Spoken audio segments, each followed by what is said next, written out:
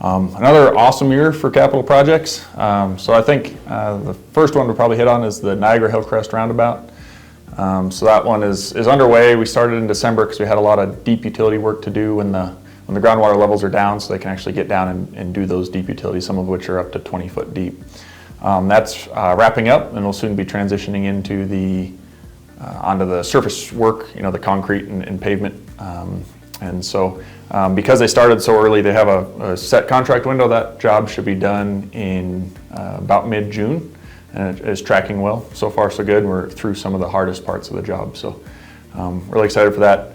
We timed that so that could start once the 6700 extension was open, so we had more detour routes available. We try and only do one major detour at a time and not have detours on top of detours. So when the roundabout finishes up at Niagara and Hillcrest, that fall we'll then move on to the Woodgate and East Oak Grove roundabout. That's where the new realignment joins Oak Grove down by Walgreens. And we didn't build that initially because we didn't own all the property. We couldn't get the seller on the north side to sell us a property needed to build that roundabout. That property has since changed hands. We have secured all of the right-of-way needed to construct that project. So now that project can move forward this fall. That one will spill into 2025. We'll probably pave in the late spring of 2025. Probably the next big one to hit on would be our street maintenance project for the year. So another record year for street maintenance. Through the community surveys, street maintenance was one of the highest priorities, so we've been trying to throw as much money as we can and improve that, or increase that each year. This year we were able to spend about $5 million on street maintenance. The work kind of focuses in zones. So this year's work will focus on the area south of Main Street, kind of between South and 12th, or Main Street and South 12th, and then more or less from Townsend to Hillcrest. And that'll include a combination of surface treatments, which are slurry seals, cape seals, and mill and overlay rebuilds, some utility replacements. We don't want to build a new road and then have an old water line underneath it. That would cause you to have to dig up that new road shortly after. So you'll see some utility work going on there. I guess with the utilities, that brings it up to about $6 million between all of it. Another one that's kind of high visibility this year will be a new sidewalk along Ogden Road.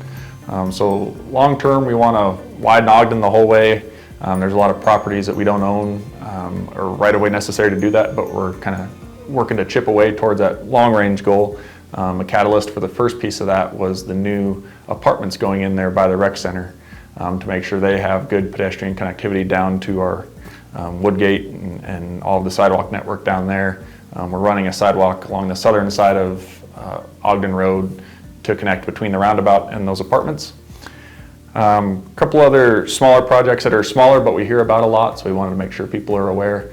There's a lot of different sets of flashing crosswalks going in throughout town. First one that's actually up, I think, this week is at the rec trail crossing of Chipeta. So these are the push button activated. If you've been on the new 6700 road, you can see that style there where they can push the button and you get the flashing lights to help people get across it. Intersections that don't have stop signs on them, is to make them a little safer for the pedestrian crossing. So there's some going in by Stover's there, at the rec trail crossing by the old Stover's building at Oak Grove and Rio Grande. There's some going in on Grand Avenue near North 6th Street to kind of interconnect down to the new sidewalk we have coming off of La Raza Park to connect down to past the base camp apartments and down to the Uncompahgre Riverway Trail.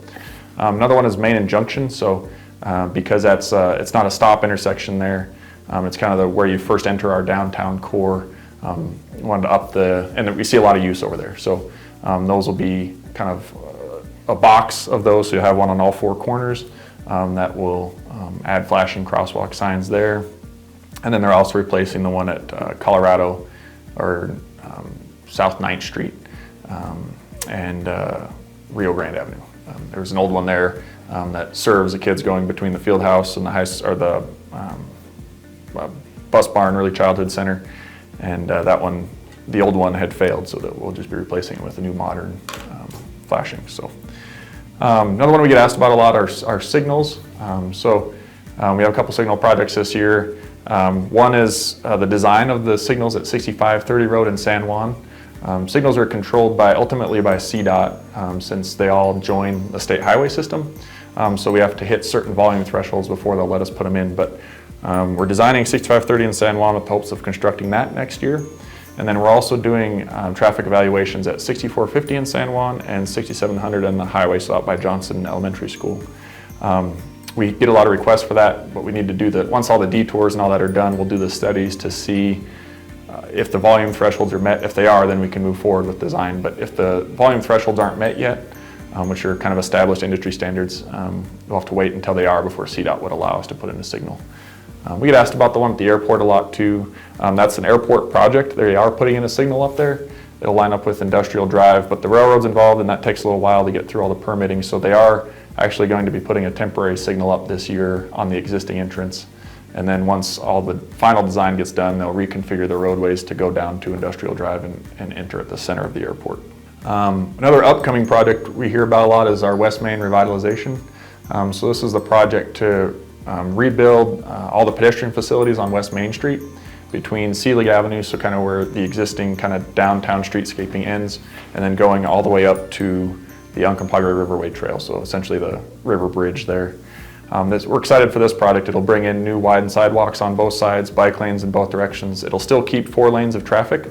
That project includes $2 million in funding from CDOT to help with that project, so it takes a while to get through their design review process and get all the permits and approvals in place.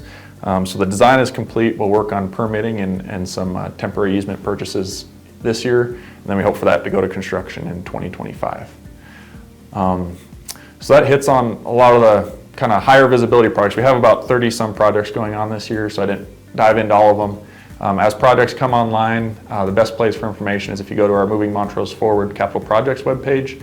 If you just Google Moving Montrose Forward or go to www.movemo.co, CO, not COM.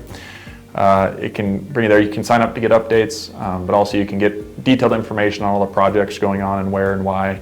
You can get maps of all of our street maintenance planned for this year, things of that sort. So it's a great place to go for information. And then always, as always, if you just Google my name online, you can get my cell number, and feel free to give me a call if you have any questions about any specific projects that you can't find answers to there.